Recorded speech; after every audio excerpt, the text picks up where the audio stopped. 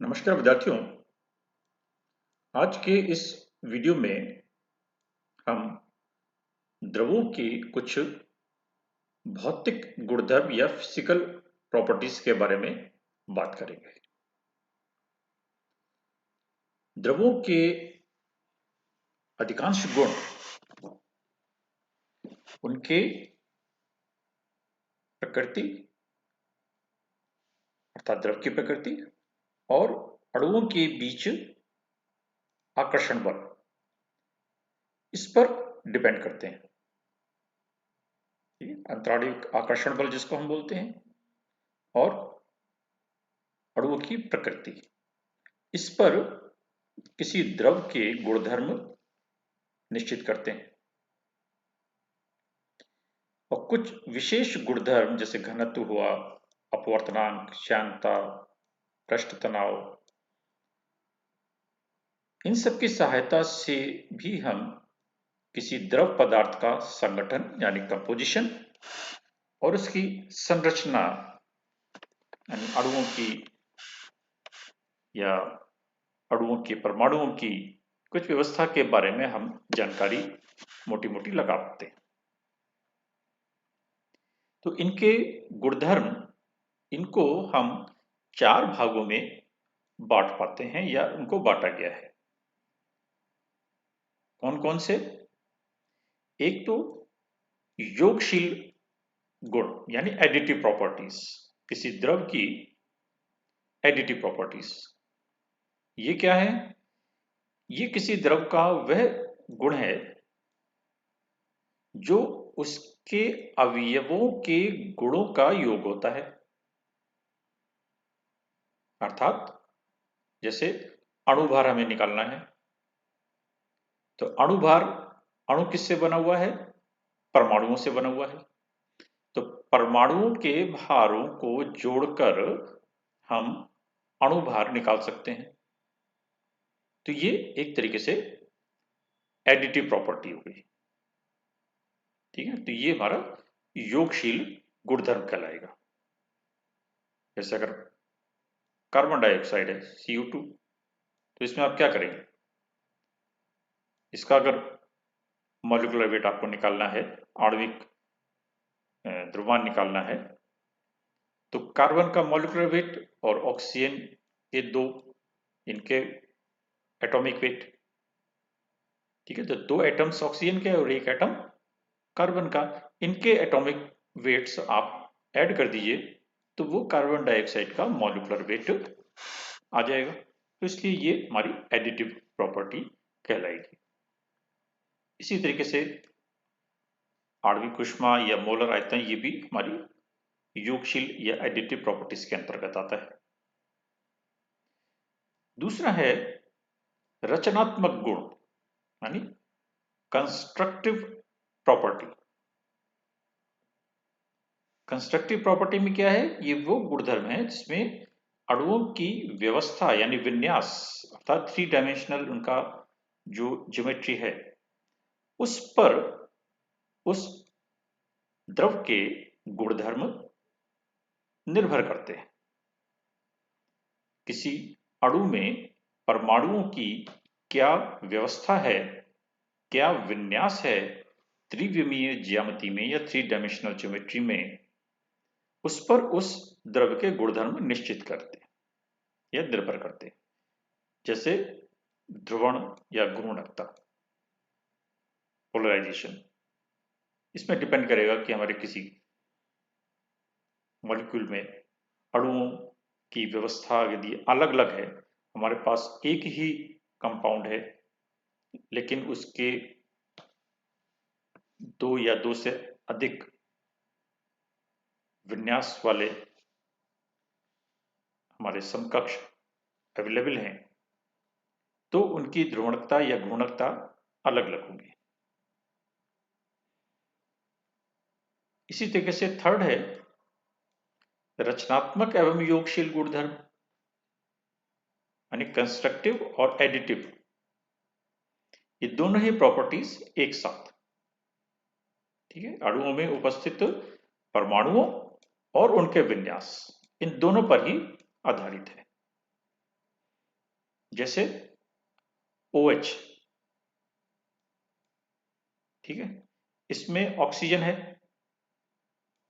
और CO, इसमें भी ऑक्सीजन है। लेकिन इन दोनों ही केस में जो ऑक्सीजन का परमाणविक आयतन है वो अलग अलग है। OH में 7.8 है तो CO में 12.2 है। ऑक्सीजन तो वही है, ऑक्सीजन का परमाणु है, लेकिन यहाँ ऑक्सीजन एक हाइड्रोजन के साथ जुड़ा है, एक कार्बन के साथ जुड़ा है, अर्थात इसका विन्यास अलग अलग है। तो ऐसे केस में विन्यास पर भी और उसकी जो हम कह सकते हैं कंस्ट्रक्टिव प्रॉपर्टी है, ये रचनात्मक है, उन दोनों पर ही ये निर्भर करेगा। आणविक अपवर्तकता और पैराकोर वैल्यू, ये सारी चीजें आपको कहीं ना कहीं पढ़ने को मिलेंगी। तो यहाँ पर वो सब अणुओं में उपस्थित परमाणुओं के विन्यास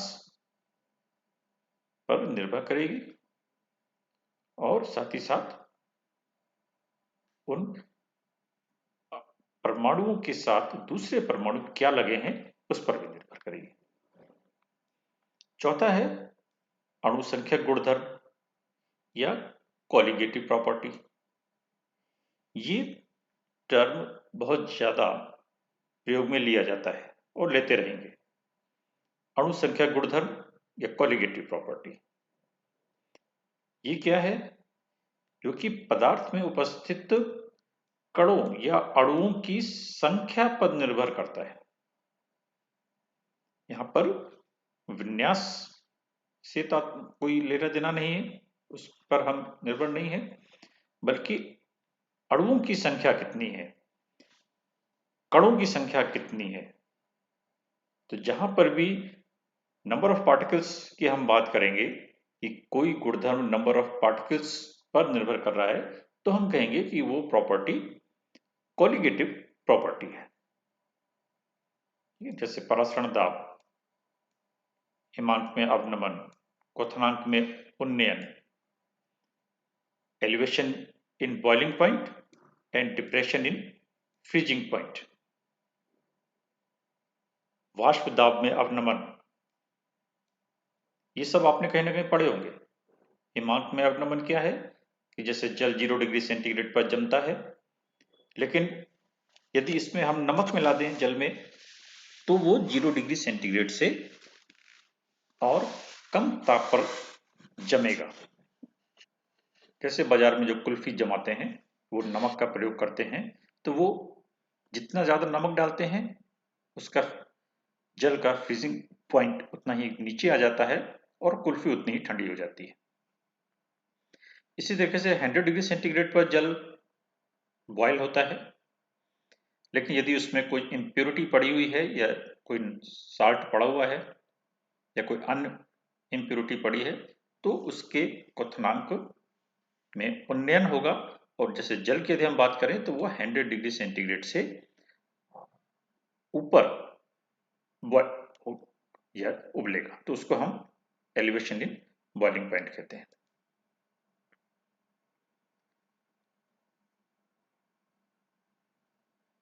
अंतराण्विक बल या इंटरमॉलिक्यूलर फोर्सेस जिसके बारे में अभी हम बात कर रहे थे, उसकी थोड़ी सी चर्चा करते हैं। ये अंतराण्विक बल क्या है? उदासीन अणुओं में क्या है कि इनके बीच में जो आकर्षण बल होता है उसको हम अंतराण्विक आकर्षण बल बोलते हैं। और एक एक्सपेरिमेंट आपने पढ़ा होगा, जूल थॉमसन इफेक्ट, जो कि गैसों के द्रवीकरण से संबंधित है। और वो एक्सपेरिमेंट इस बात की पुष्टि करता है कि अणुओं के बीच में अंतर आणविक बल होता है। गैस को यदि हम, कोई संपीड़ित गैस है, इसको हम वैक्यूम में एक्सपेंशन करें, आयतन में वृद्धि करें, तो ताप में कमी होती है, और ताप में कमी होने से यदि हम उस प्रोसेस को बार बार रिपीट करते रहें तो वो ताप कम होता होता एक स्थिति ऐसी आती है कि गैस द्रव में परिवर्तित हो जाती है। तो यहां पर जो ऊष्मा चाहिए होती है वो कहां से आती है? अणुओं के बीच में आकर्षण बल से। ठीक है ना? इन बलों को हम वैन डर वाल्स बल या संसंजन या कोहेसिव फोर्सेस भी बोलते हैं। इनके भी कई प्रकार हैं। डायपोल डायपोल इंटरेक्शन यानी जो अंतराण्विक बल हैं ये भी कई तरीके के हैं, डिपेंडिंग कि हमारा द्रव किस तरीके का है। डायपोल डायपोल इंटरेक्शन, द्विध्रुव प्रेरित द्विध्रुव अंतरक्रिया, dipole induced dipole interaction, induced dipole interaction, ion dipole forces या ओवरलैप रिपल्शन फोर्सेस। तो कई तरीके के अंतराण्विक बल मिलते हैं। यदि हम इनकी बात कर रहे हैं तो जैसे डायपोल डायपोल इंटरेक्शन है, यद्यपि अणु तो उदासीन होते हैं लेकिन इनमें इनके अंदर स्थायी द्विध्रुव हो सकता है, यानी वो अणु ध्रुवीय या पोलराइज्ड हो सकते हैं। उनमें पॉजिटिव और नेगेटिव चार्ज का बैलेंस थोड़ा सा अलग हो सकता है, बराबर होंगे। अणु उदासीन है लेकिन उसी अणु में दो सेंटर बन जाएंगे, एक पॉजिटिव सेंटर और एक नेगेटिव सेंटर। जैसे उत्तरी ध्रुव और दक्षिणी ध्रुव, उसी तरीके से प्लस और नेगेटिव के सेंटर बन जाएंगे। वो एक ध्रुवीय अणु कहलाएगा। उनके बीच में एक द्विध्रुव आघूर्ण भी होगा और इसी स्थायी द्विध्रुव कहलाएगा वो।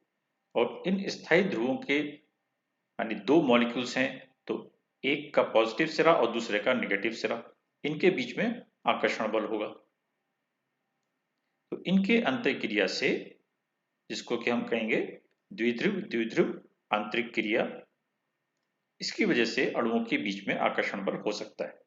जैसे SO2 है, NH3 है, HCl है, ये सभी अणु अणु उदासीन है लेकिन इस पर थोड़ा सा प्लस चार्ज होगा और इस पर थोड़ा सा नेगेटिव चार्ज होगा, तो ये एक तरीके से डाइपोल बन जाएगा।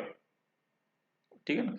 और दूसरी तरफ जो हाइड्रोजन होगा उस पर पॉजिटिव चार्ज आएगा, तो एक सिरा इस तरीके से बन जाएगा। तो यहां पर नेगेटिव और पॉजिटिव के बीच में इंटरेक्शन हो जाएगा।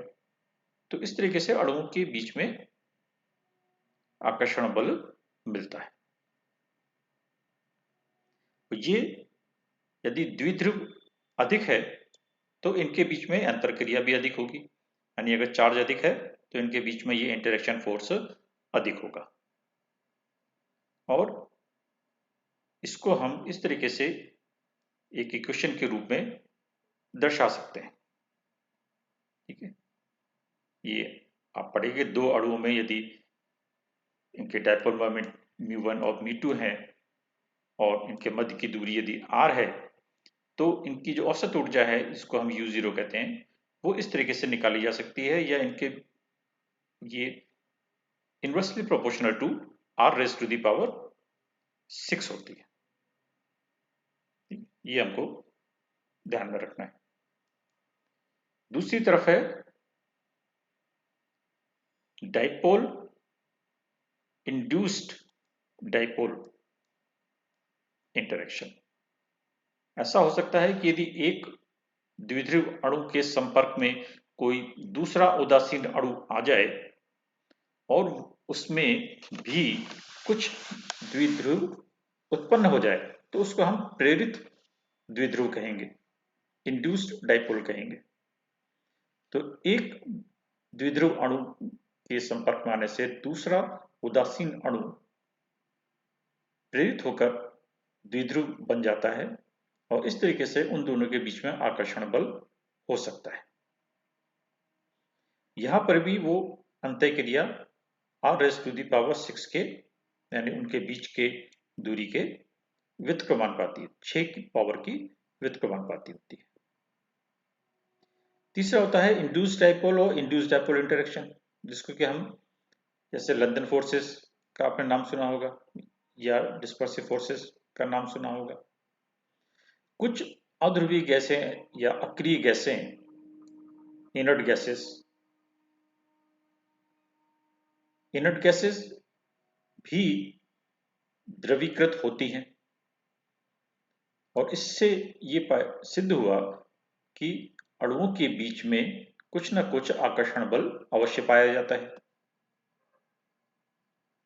तो ये आकर्षण बल कहां से आया? तो इन अणुओं में जो द्विध्रुव की उत्पत्ति है, इसके लिए थोड़ा सा क्वांटम कैलकुलेशंस या क्वांटम मैकेनिक्स का सहारा लिया गया। काफी जटिल केमिस्ट्री है क्वांटम केमिस्ट्री, अपने को तो वो फिलहाल अभी नहीं पढ़नी है, लेकिन उस क्वांटम केमिस्ट्री के आधार पर यह कहा गया कि उदासीन अणुओं में कोई एक क्षण ऐसा आ सकता है कि जिसमें एक इलेक्ट्रॉन कोई विशेष स्थान ग्रहण कर ले और उसकी वजह से इलेक्ट्रॉन का जो नेगेटिव चार्ज है और जो न्यूक्लियस का पॉजिटिव चार्ज है उसमें असंतुलन पैदा हो जाए और एक द्विध्रुव उत्पन्न हो जाए। ठीक है, और उसी क्षण वो दूसरे अणु को प्रेरित कर दे द्विध्रुव बनने के लिए, तो खुद भी डाइपोल बन जाएगा और अपने बगल वाले अणु को भी उस क्षण डाइपोल बना देगा और फिर उनके बीच में इंटरेक्शन फोर्स हो सकता है। तो एक ये हमको मिलता है।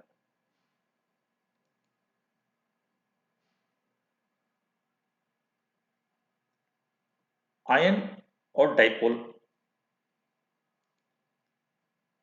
इनके बीच में इंटरेक्शन हो सकता है। जैसे हम सोडियम क्लोराइड का एग्जाम्पल लें, जल को नमक में घोलते हैं तो जल में जब हम नमक घोलेंगे तब उसमें सोडियम आयन आ जाएगा। उस सोडियम आयन के चारों तरफ जल के अणु रहेंगे और जल के अणु किस तरीके से अपने आप को ओरिएंट करेंगे कि उनका जो नेगेटिव हिस्सा है यानी ऑक्सीजन का, वो किसकी तरफ रहे? सोडियम की तरफ रहे, यानी सोडियम के चारों तरफ एक नेगेटिव एनवायरनमेंट बन जाता है। उसी तरीके से क्लोरीन है या क्लोराइड आयन है सोडियम क्लोराइड का, तो उसके चारों तरफ जल के अणु इस तरीके से ओरिएंट रहेंगे कि वो जो हाइड्रोजन के दो एटम्स हैं वो इसके चारों तरफ रहें, यानी एक पॉजिटिव एनवायरनमेंट रहे। तो धन आयन के एक तरीके से क्लाउड के बीच में क्लोराइड आयन और नेगेटिव आयन के क्लाउड के बीच में सोडियम आयन मौजूद रहेगा और इस तरीके से वो सोडियम क्लोराइड जल में विलयशील हो जाता है, इसकी विलेयता बन जाती है। इसी तरीके से आयन इंड्यूस्ड डाइपोल फोर्सेस भी हैं और ओवरलैप डिस्पर्सन या रिपल्शन फोर्सेस भी हैं। तो कई तरीके के अंतराण्विक या इंटरमोलिकुलर फोर्सेस द्रवों में पाए जाते हैं।